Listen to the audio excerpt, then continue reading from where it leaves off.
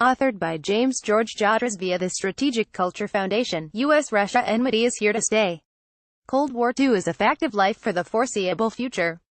The only questions are where, when, and how it might turn hot. That didn't happen in Syria this past Friday the 13th, for reasons yet to be explained. But the danger is by no means gone. Rather, the threat of a major war will continue to intensify as President Donald Trump continues to stack his team with GOP retards who diametrically oppose his oft-repeated desire to improve ties with Moscow. Whether or not his desire is genuine is irrelevant. With each new appointment to the National Security Council and the State Department, the Russophobic critical mass grows. Personnel is policy. The door to rapprochement is being nailed ever more firmly shut. FISA-gate and the Christopher Steele dirty dossier, on top of bogus claims of Russian election meddling, have done their job. It would be remiss not to mention the major role played by British special services. The dossier itself, authored by retired MI6 agent, the British diplomat, or another spook, who passed it on to a top GOP Trump critic, and thence to then FBI Director James Comey. The likelihood that GCHQ spied on Trump and his team. The Salisbury chemical provocation, the Doma chemical provocation. Never forget that however culpable the likes of Comey, James Clapper, John Brennan, and others are, they had a lot of help from their Five Eyes pals abroad. There was foreign interference, all right, in what we still quaintly call our democracy. But it was British, not Russian. The fact that the House Intelligence Committee wrapped up its investigation having found no evidence of Russian collusion makes no difference. Neither does the fact that Robert Mueller's probe won't turn up any evidence either, since it doesn't exist. If Mueller nails Trump, and he well might, it won't be because of anything to do with Russia, it will be a process crime, like perjury or obstruction trumped up during the investigation, cf. Flynn, Papadopoulos, or related to something in Trump's business and personal life, a supposed election law violation for a payoff to Stormy Daniels, corners cut in a sharp-elbowed New York real estate deal. Again, the specifics hardly matter.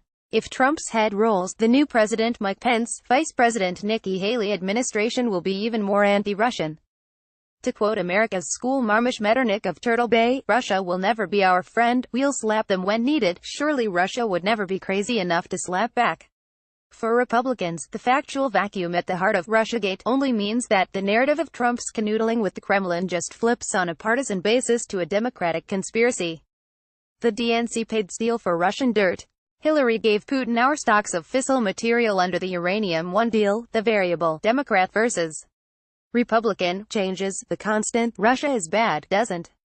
GOP never Trumpers and Trump supporters alike smugly chortle that Mitt Romney was right when Barack Obama mocked him for suggesting in 2012 that Russia was America's greatest geopolitical foe.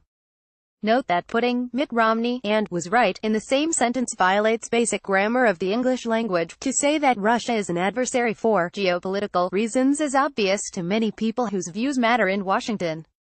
Russia is the closest approximation of the heartland of Halford Mackinder's World Island. Who rules East Europe commands the heartland. Who rules the heartland commands the world island. Who rules the world island commands the world. The United States is master of Mackinder's outlying islands, Western Hemisphere and Australia, and offshore islands, British Isles and the Pacific, first island chain. So there you have it. According the expert graduates of geopolitical Mackindergarten, Washington must confront Moscow over every square inch of Eastern Europe and the Middle East. Otherwise the Russians will consolidate the heartland, and then it's curtains for America. Never mind the Mexican border, our frontline self-defense really lies in Ukraine, Moldova, Georgia, and on Russia's Baltic and Black Sea littoral. Ditto U.S. naval dominance in the South China Sea and East China Sea. Anything less than perpetual, full-spectrum, unipolar global domination by Washington would be a dereliction of duty. Of course we shouldn't overlook the fact that perpetual war, or at least perpetual projection of power to the far corners of the earth at the risk of war, is a breathtakingly profitable business, doing well by doing good. If Russia and China didn't exist, our Mandarin class would have to invent them. At least, we are told that unlike the first Cold War, this second one is not about ideology, like the struggle between capitalism, use of the term itself was about to anarcho-socialist vocabulary, and communism. As summarized by Susan B. Glasser of Politico, the new Cold War is not like the original Cold War because it lacks an ideological dimension. The current tension between the United States and Russia is a Seinfeldian fight about nothing. Putin has no ideological goal beyond the elevation of the Russian state, ruled by him and his clan. He is not seeking adherence in the West, and therefore has brought about no great contest between two systems. After all, Putin does not preach worldwide revolution, which was a key doctrinal element of Soviet communism, but the new Cold War is ideological but with two critical differences from the old one. First, in the original Cold War the ruling cliques in Washington and Moscow basically believed in the same ideology.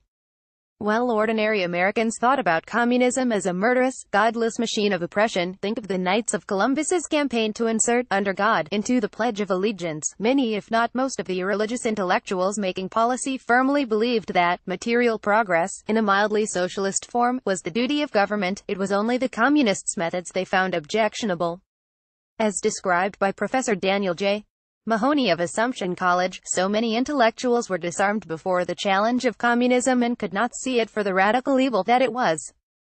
For many, it was simply a more brutal means for achieving the desired ends of industrial modernity and social equality, the New Deal in a hurry, in Harry Hopkins's notorious formulation.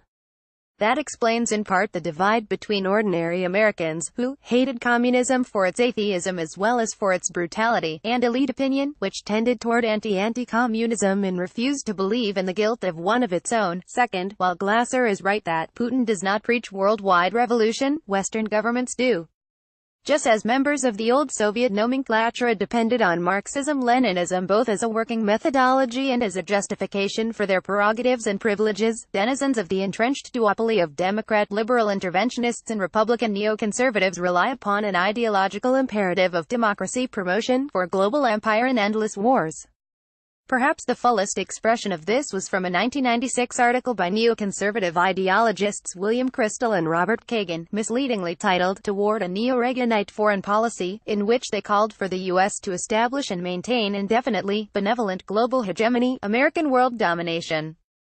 As scrutinized by this analyst the following year, Kristol and Kagan laid down virtually all of the elements that have guided U.S. foreign policy and its media aspect during the ensuing years. It is no accident that these same GOP neoconservatives were enthusiastic supporters of Bill Clinton's Balkan interventions of 1990s, under the guidance of people like then Secretary of State Madeleine Albright, who once opined regarding the sanctions-related deaths of 500,000 Iraqi children that, "the price is worth it." In the U.S. establishment, there is little dissent on either side of the partisan aisle, with Albright's sincere conviction that a militant United States has a special wisdom. If we have to use force, it is because we are America, we are the indispensable nation.